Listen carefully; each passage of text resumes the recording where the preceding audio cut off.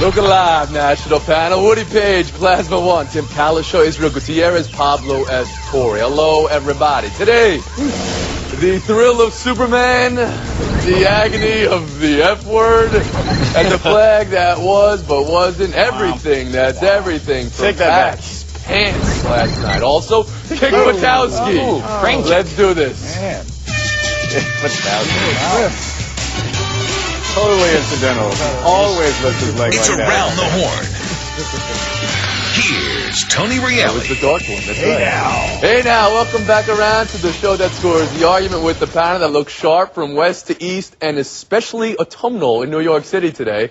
Positively cuddly, Pablo S. Torre. Is that a sweater with a dungaree it's shirt? a shawl, underneath of it? sweatery thing. Yes, it's a dungaree shirt. I Exactly. appreciate That's the most effort. important. Let's go. Most important component here. It's the first word. We start, of course, obviously, with the end of last night's game. The interception, the flag, the man hug in the back of the end zone, the flag pick up, the catch ability question mark. Referee Celebrating. Foul on the play. Game is over. Explanation or lack thereof, which led to Brady in the face of Clete Blakeman and Belichick's "What do you want from me?" 1,000-yard stare. ESPN's in-house referee counsel Jerry Austin said picking up the flag was the right call. Fox's Mike Pereira did not agree. Blakeman to the pool reporter said he thought his crew got it right, was pleased they came together to rule uncatchable. Well, Pablo, we'll start off with you. Were the refs right to pick up the flag? They were not, and I will begin, as I do every referee discussion, by pleading with America again for the robot referee revolution. Yes, okay. But we do not even need the robots here, because this is a problem of logic. What the referees were saying last night was that ball was out of the universe that Rob Gronkowski occupied. That even if that ball was far away, he would never have gotten it. But here's the reality of the situation. We've seen weird things happen in the NFL. In fact, last week we saw A.J. Green receive a tipped, underthrown Hail Mary ball for a touchdown that sent that game to overtime. Why was that not in the universe of possibilities they were talking about? And if it is, doesn't that then crumble the entire argument that pass was uncatchable? Maybe it was hard, maybe it was difficult, but it's still possible, and that's the argument that they failed to see. I couldn't agree with Pablo more. How many times in the NFL are we just shocked by athletic plays that make you say, wow? And you know what? Rob Gronkowski is one of those athletes that regularly makes us say, wow, because he's so athletic and so long and has those big paws. And look, that ball was about 4 to 5 feet in the air toward the front of the end zone a little bit. And Rob Gronkowski, when he was ready to make that cut toward the ball, was a little bit toward the middle, a little bit toward the back, but you could absolutely envision him diving toward it. And yes, there was a defender there, but if he, like, for example, makes contact with the defender, maybe the ball gets flipped up in the air. Again, like Pablo said, there's a lot of possibilities. Okay. And if any of those possibilities are true, then you can't say that's uncatchable. I have two panelists right now saying the refs were wrong to pick up the flag. How about you, Calishaw? Make it 3. I thought it was outrageous how quickly they discussed it. By the time the referee even runs over to talk to the back judge and the umpire, it's like they've already picked it up. He says, we picked up the flag, the game's over, and runs off the field. It's another reason I've always said interference should be reviewable just like everything else. They say, oh, that's a judgment call. They're all judgment calls. Otherwise, we wouldn't be arguing about these things that get reviewed and people see two different things. If the referees could have gone and at least looked at that, I think they would have made the decision that, hey, you can't rule that uncatchable. And how about you, Woody Page?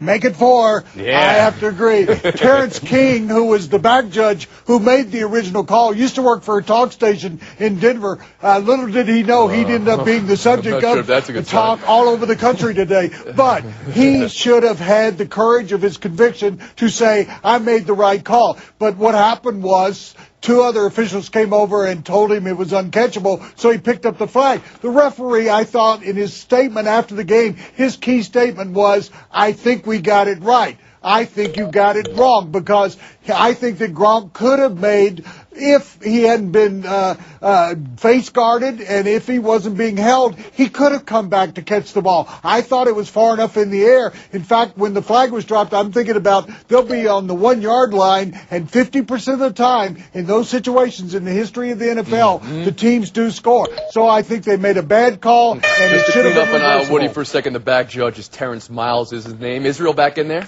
Yeah, to Tim's point about reviewing a penalty, in college football, they don't necessarily review the penalty, but with the targeting hit, they review the act and see if it's the ejection should be reversed or not. And in this case, I agree with Tim. I think in the end zone, pass interference calls can be looked at quickly. It's not going to ruin the game. Is there any way around any of the subjectivity that comes with these calls? Even talking about the Saints play from 2 days ago, the tackle on Breeze. Kalisha? Robots. No, they're all subjective. You all have to take a look at them. That's why you can't say these are okay to review, these are not. Anyone going to address Brady's reaction on the field? Understandable in this Ryan this Mallett's instance? reaction, swooping in.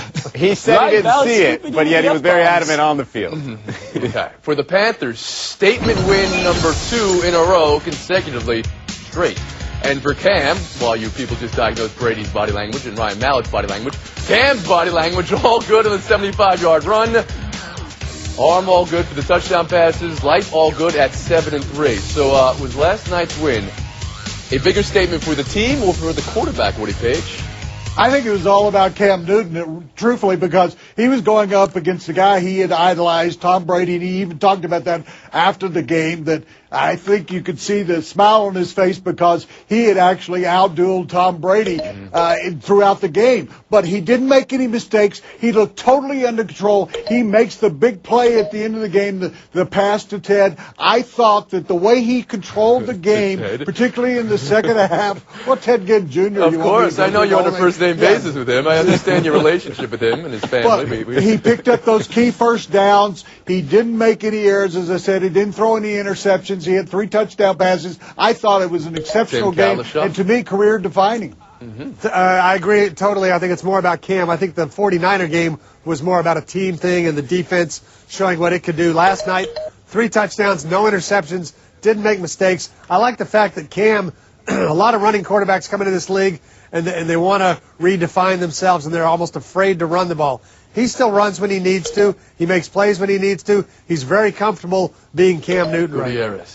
Yeah, look, you guys are acting like we didn't know Cam was capable of this or that he'd never produced like this before. Just go back to his rookie season and you'll see the guy can produce and is obviously a talent. I think this is more about the Panthers in general. I mean, you talk about their head coach had been 3-14 in games decided by 7 or less, and now he's 4-14. The defense did just enough against a healthy Patriots offense. And, they ran the ball for over 100 yards. Yes, Cam had a lot to do with that, but they still committed to the run, and Mr. Ted making a big play in crunch time. Ted's been sort of a letdown, was a top 10 pick. We know here in Miami, he sort of makes our thumbs turn this way occasionally. So he's not exactly a threat, and there he was making a big play in the fourth quarter to win the game, so at least not a consistent threat. So I think it's more about the Panthers as a whole and their confidence going forward. Also, look at their 6 games that they won. The first 4, not that impressive. The last 2, Pablo, better. get in there. Well, look, Cam, maybe we should have known all this stuff about Cam Newton, but we clearly forgot it. And before this game, he was not the strongest part of that Panthers team. It was the top 3 defense that everybody was raving about, and rightfully so. But Cam Newton, he did something that only one other guy has ever done before against a Bill Belichick-coached Patriots team, and that's throw a game-winning touchdown, come from behind in the last minute. Only Eli Manning has done that, other than Cam Newton now. And Cam, he had the intermediate pass, 15 for 21 on intermediate throws. He ran for 4 first downs on those 4 third down opportunities, successful every time. And now I think you make the argument he is the best, or at least tied for the best, among those sophomore and junior NFL quarterbacks. We're talking about RG3, Russell Wilson, Andrew Luck, who I think he's tied with, and I think he has the strongest argument now of all those guys. So Pablo's saying this vaults Cam Newton into the group that he was in 2 years ago, that he wasn't in last year, right. that he's now back in. He was left out of that group. Wasn't even in this group about 3 weeks ago. Paige, back in there. Would you want to weigh in on that? Well, Israel, you were talking about, you actually made my argument for you when you said were 3-14 in those situations, that when he had those great numbers as a rookie in the league, sure, he was throwing for 450 yards, but they were losing those close games. So here was a guy, not only with his talent, but managing the game well and winning it. That was the difference now. Okay. We got Paige with 11, Torrey with 11, Kalisha and Gutierrez with 10. We're going to take a break right here. Buy or sell next. And coming up, defense with a little kick. You think this was intentional? Or unintentional? Nah. Or intentionally unintentional? Unintentionally intentional? We'll see what happens with buy or sell.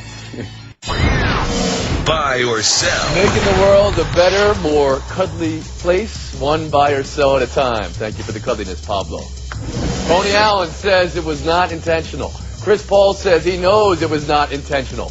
Paul was fined seconds after. Allen was ejected for the flagrant 2 seconds after. Buy or sell the ejection here, Woody Page? Well, I've stuck my own foot in my mouth, but not somebody else's. I think it was intentionally unintentional. He was trying to stop him. I think he stuck his leg out intentionally. I don't think he expected it to go as far as his head. And so you that's believe exactly it was ejection worthy then? Absolutely, yes. Okay, Kalishaw, how about you? It wasn't intentional in the sense that I don't think he knew he could get his foot that high and kick him in the head like that. He was clearly trying to stop him, and I think you have to, in all sports, respect the other player's head at this point with all we've learned. So that has to you're be buying the ejection as well. How about you, Israel?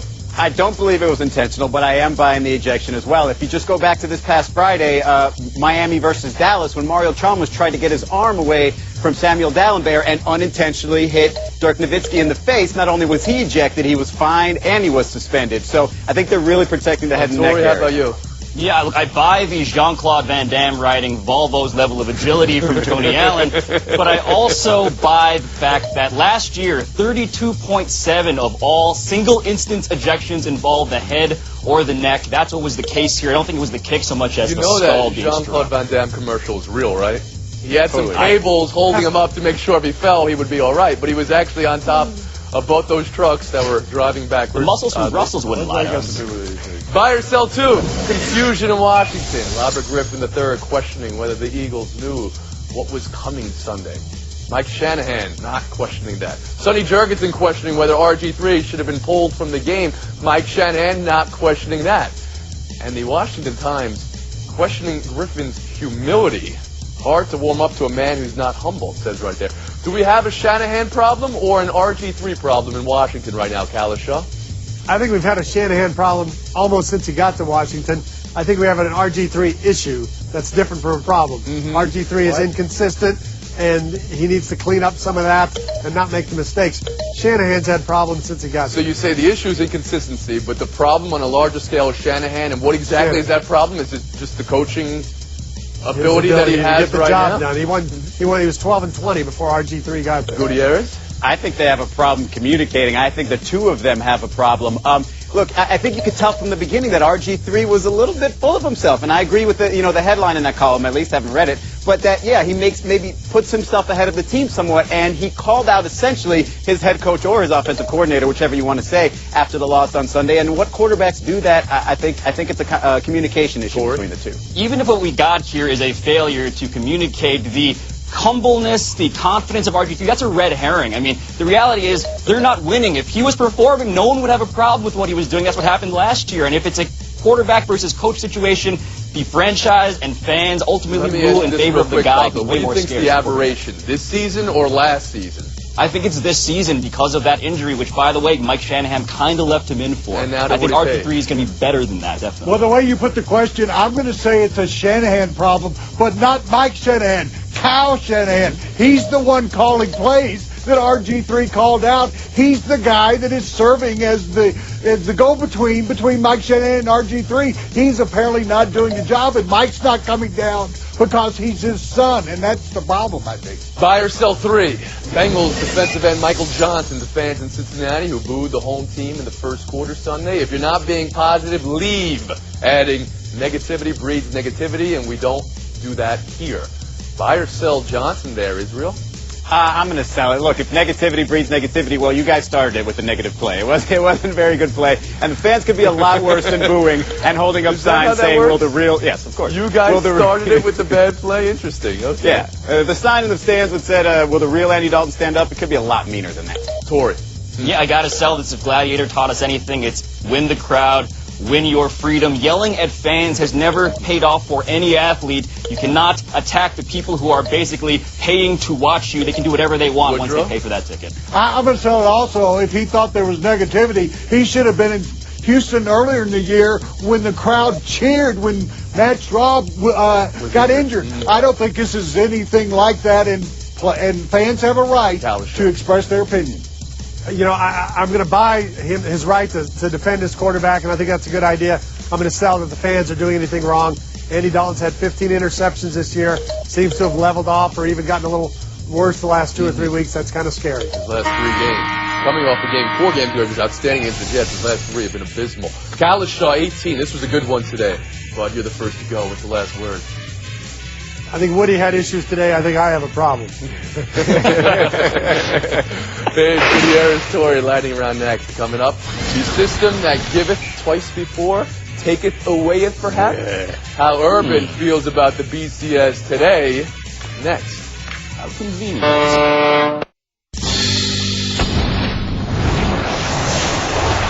Torrey, 24. Gutierrez, 20. Page, 20. Anybody's ball game in the lightning round.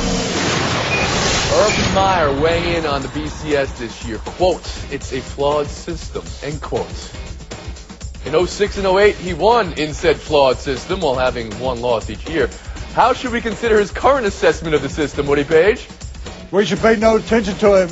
Particularly in 2008, there were 2 undefeated teams, Utah and Boise State. He had 1 defeat. He played in it, so he should wait till next year. The system's going to correct itself. Agree. If it's a flawed system now, it was a flawed system back then when it worked for you, so it's hypocritical. There's also a timing issue here. His team just gave up 35 points to Illinois, which hasn't won a Big Ten game since October of 2011. So if you want to talk, why don't you let your team do the talking and prove they're capable? Look, Urban Meyer is absolutely right, but it's too little too late. There was a actual reform movement for death to the BCS, and the voice of Urban Meyer would have helped. The fact that he only says it now when he has nothing to gain from it tells you all you need to know. But you said he's all right in saying it. You don't think he's being hypocritical in any way to the 06 and 08 seasons, the undefeated teams that Woody was I think he's being about? hypocritical, but his job is to win football games, and I'm sure Ohio State fans are glad that he's saying it right now. 95 miles per hour in a 45 in a borrowed Dodge Challenger, borrowed from a friend who says he's just a friend, not a booster. And Rick Pitino saying it's Ware's business, has nothing to do with basketball. You agree with Pitino that this Kevin Ware situation has nothing to do with basketball, Israel? No, I don't. I think as a basketball coach, a collegiate basketball coach, you're supposed to mold these young men. It's not basketball related that he goes to class either, but you're in charge of that, right? I think it should be taken seriously and not dismissed like this. Yeah, Rick Pitino saying this actually prevents him from hypocrisy because he also may be the only coach with a scandal involving a restaurant and all this off-the-court non-basketball stuff that actually let him keep his job. If he were to say that non-basketball things count, he may not have one. Paige? He and Urban Meyer should have lunch and talk about what they should say, because he is so wrong when he says, oh, it's not a basketball issue. Anything attached to the university and their personal lives does become part of the basketball issue. And so he is totally wrong, just like Urban was. Gosh. Torrey, 26, Page 24. That's what gets you into showdown today. Gutierrez, 23. Next to go, what's the last word? Just for the record, I used to be an Urban Meyer fan when he was wearing blue and orange, so maybe I'm a bit of a hypocrite myself. Thanks for sharing. Paige, Torrey. Paige living in the showdown this week. 2 enter, but only 1 will leave. Actually, it's only Tuesday. I don't know why I said that. Straight ahead, Kobe says he's getting close to returning. What it means for the Lakers, what it means for D'Antoni, and what it means for memes of gifts of tumblers everywhere. I'm just trolling you.